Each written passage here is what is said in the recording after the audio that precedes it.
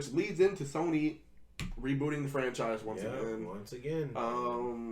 They completely redo it. Obviously, this time with Andrew Garfield. Mm-hmm. And what did you think about the Amazing Spider-Man? The first one, like a lot of people like the first one better than the second one. Now we'll get into the second one in a minute.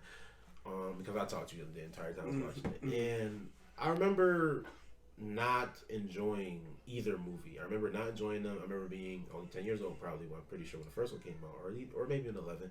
And I just remember not liking it. Then I rewatched it, and I'm like, this is a sprint. It's a good sprint, though, because I'm cool with the origin story being a sprint. I'm cool with that, just going right through. And that's fine. And, you know, Emma Stone is great. Andrew Garfield's great. His acting is phenomenal. And obviously he's a better Peter and a better Spider-Man in that. And I know a lot of people, like, talk about him not being a good Peter Parker because he's barely Peter Parker. But I thought he was pretty good. I thought it was a very enjoyable movie. The suit is awful. Yeah, I can't wait to see that. So, the suit is awful. It's so funny. We talked about that the other day too, where the Amazing Spider-Man 1, I do like that they sprint through the origin, because if you know Spider-Man, you know the origin. You don't need to see it every single time this character's reintroduced to the world. A lot of people say he's barely Peter, and I get that. Obviously you expect Peter Parker to be a nerd. He got the glasses, he's a loser. But he's not cool in this movie either. He is a loser. He just has a loser with a skateboard. Yeah. He's a loser with wit. Yeah, literally. That's literally all it is. So I think a lot of people just don't like his Peter originally because he got the skateboard. I learned to overlook that because I was the same way when I first saw them. I was like, oh, these movies suck. Yeah. These movies are not, I didn't even enjoy them originally. Obviously, as a kid, I'm used to Tobey Maguire. I love the way they did those movies. When they did these, I was like, oh, this is kind of... I can't believe it was a drop-off in my eyes, because I really did think, I don't like these movies. No, at all. And, you go through that story. Obviously, the standouts are Emma Stone and Andrew Garfield. Their chemistry is undeniably the best of any of the on-screen couples we get in the Spider-Man movies. They clearly knew how to work well together, and obviously, the real-life relationship, I'm sure, helped. It helped a ton out there. So, they're definitely the highlight, and even, the villain's not horrible. I don't mind the Lizard. Yeah, I think that's the biggest downfall of the movie, because... He's easily the worst villain. Dude, he's definitely easily the worst, because he just... he looked cool in terms of, what he was doing and, the way they went about it, but...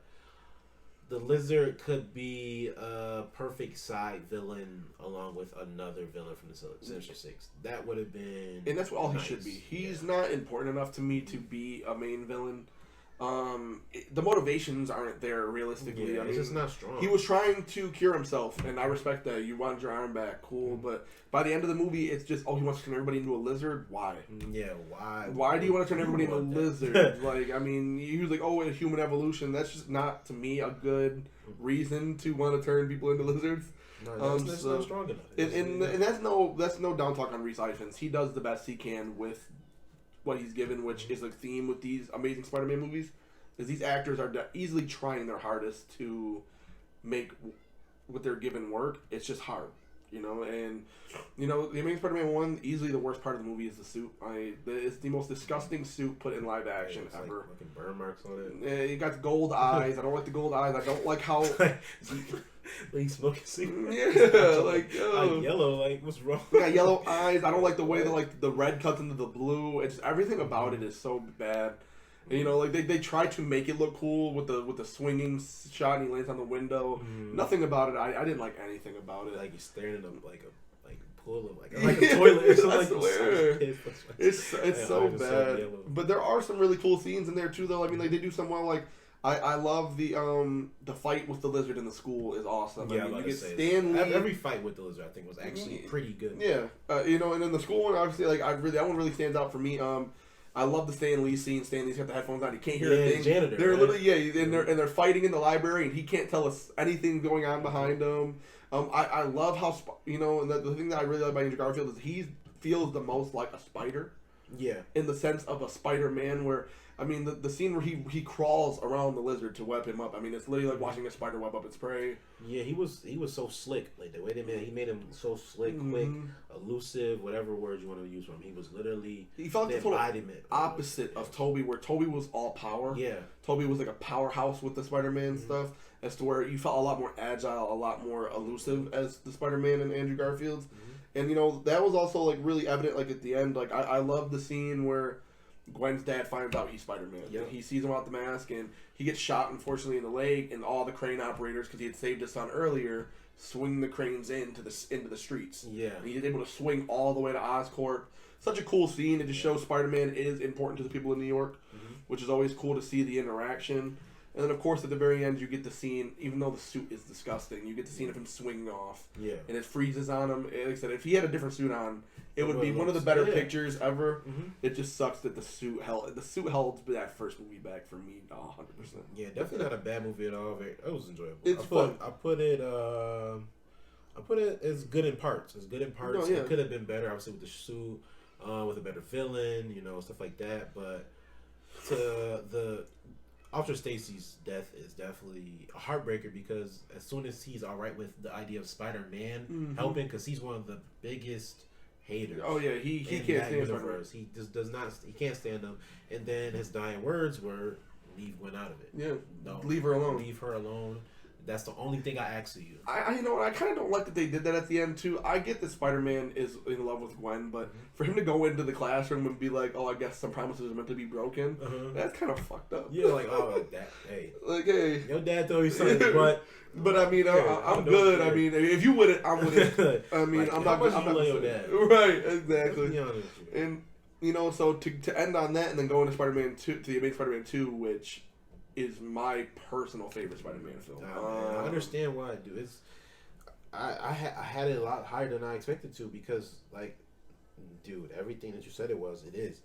It's one of the most visually pleasing movies that I've watched in a long time, especially in that time. It was like 2014, I want to say. Yeah, I think it can get 2014. Dude, the opening scene is just, it's so hectic, but dude, the angles and the visuals and the chaos, like, around, like, it's just, everything is scratched each other, because he's not as like, it just shows he's not as powerful as Toby. I'm sorry, he's just not as powerful. So like, he's moving out the way, like 2 cars crash each other, and then like, who comes out to be Rhino, Alexi, he's like just bulldoze through the street. Yeah, I'm not saving those cars. No, he don't care. I'm just moving whatever is 10 feet away from you. Literally, like, ain't there someone 1 feet? I'm not strong enough to get to that. I'm just not quick enough, and I'm just.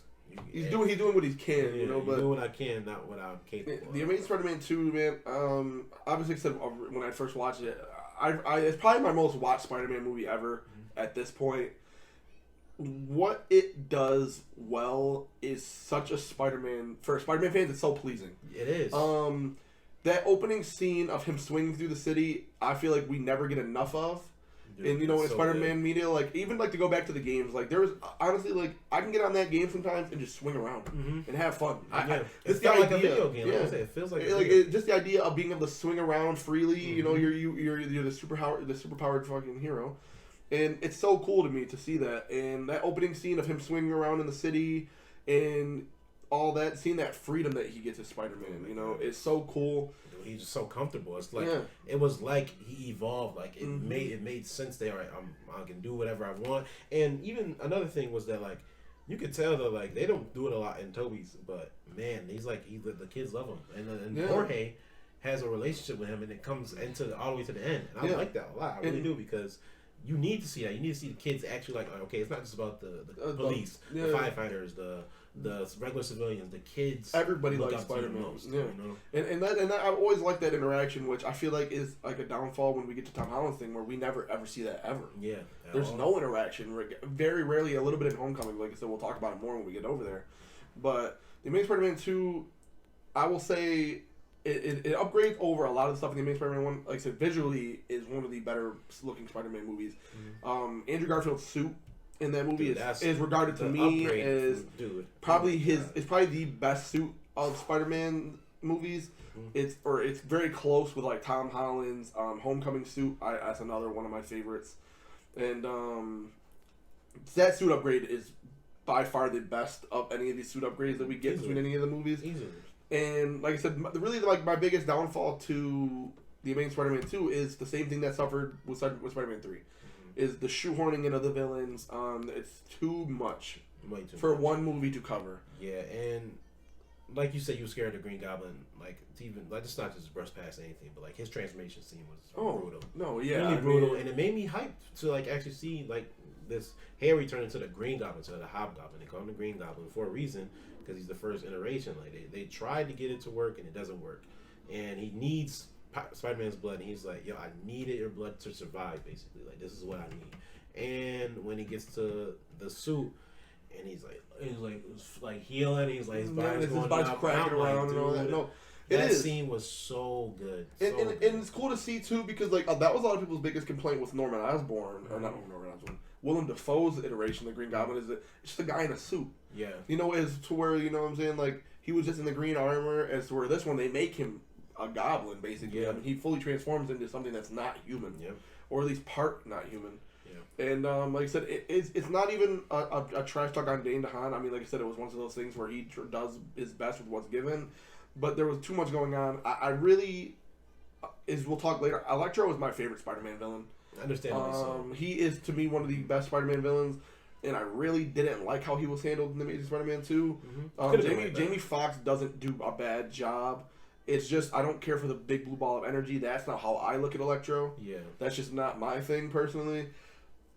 Like, the scene in Times Square is so cool. Oh, my God. I mean, visually speaking, it is unbelievable to see between, you know, Electro grabbing the cables underground to first get the power, Spider-Man showing up, and, you know, him and the fight they have, even though it's not much, is just so cool to me. I really love, honestly, the music, the soundtrack during that is unbelievable. You know, they're playing the music, Electro takes in all the power, and it goes completely silent, and then everything explodes out of Electro. That's the beat drop with it all, and it's awesome. Dude, I mean, that's really all I can say. Is awesome. Because if you've ever been in New York, like, it's just visually appealing, and like he's looking up and like he sees a beautiful city, but more importantly, he sees electricity.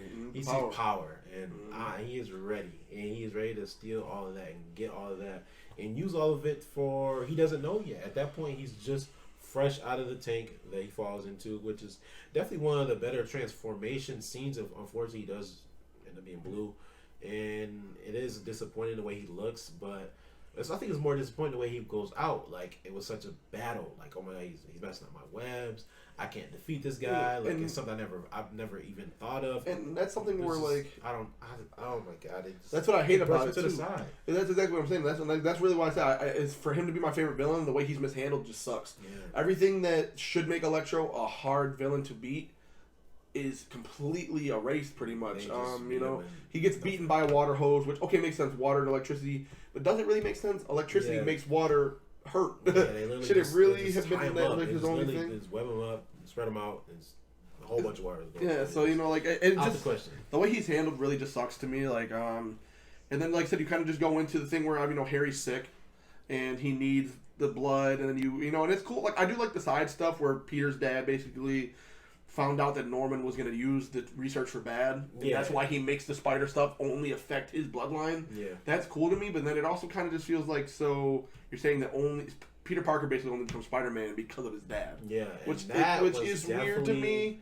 That was definitely a heartbreaker. Yeah. Because they didn't need that. No, they didn't need that. I would have rather... Yeah, he's supposed to be just a random guy. It shouldn't be, oh, well, my bloodline is the only one that can become Spider-Man. No, and they made his parents, like, out of the only 3 generations, they made his parents the most important out of all of them. Like, okay, there are these very smart individuals that had the top secret of the world, and they kept it from everybody, and unfortunately, like, you know, like, it's like, oh, his blood wouldn't have worked, and I rather would have been, like, he just is who he is. He's a guy. Like, he knows Norman Osborn is bad, and he did everything in his power to make sure he doesn't get the wrong stuff in the wrong person's hand.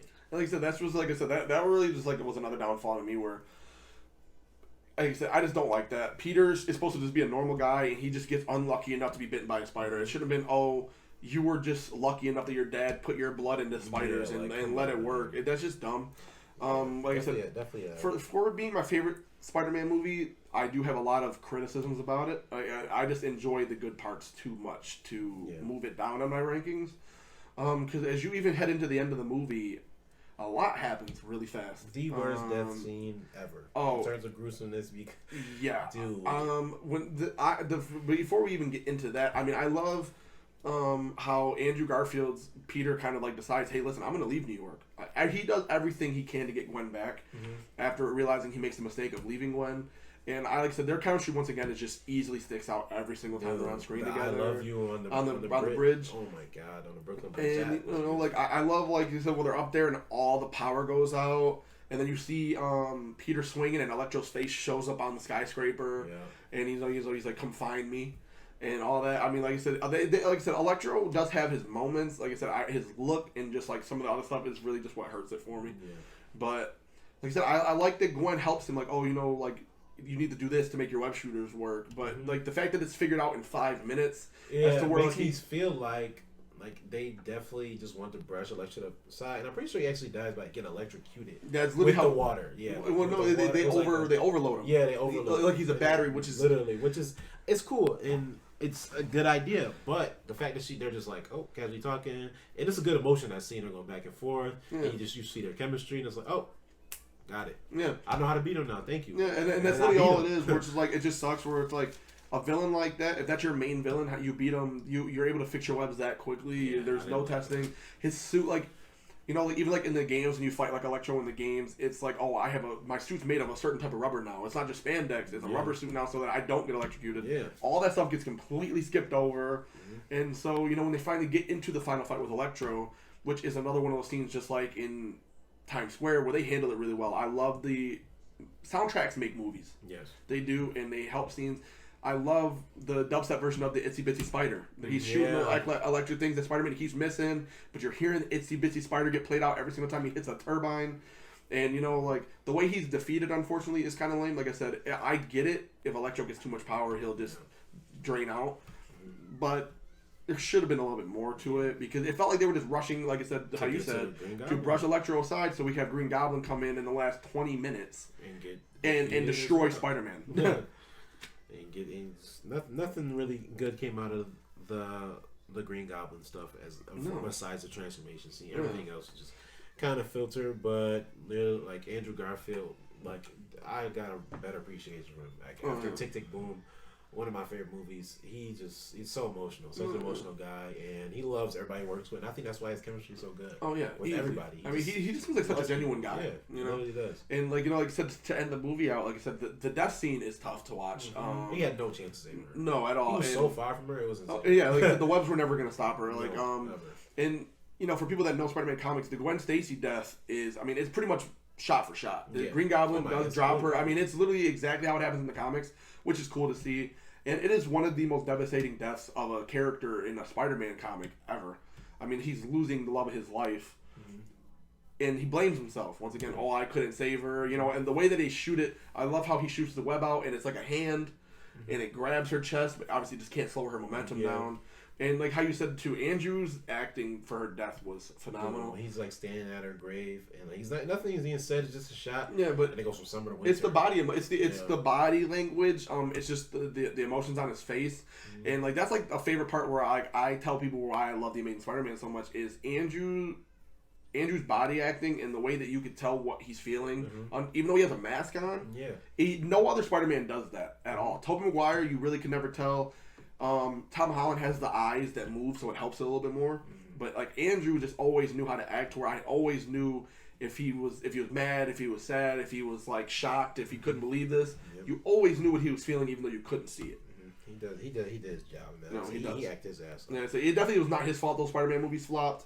Because once again, like I said, I told Jules the other day, those movies are remembered badly, but those actors did the best they possibly could with the material they were given. And they have great actors, man. His actors aren't bad, And Jamie Foxx, one of the better actors in the world today, realistically. Yeah. Like he just does great work every time he's on screen.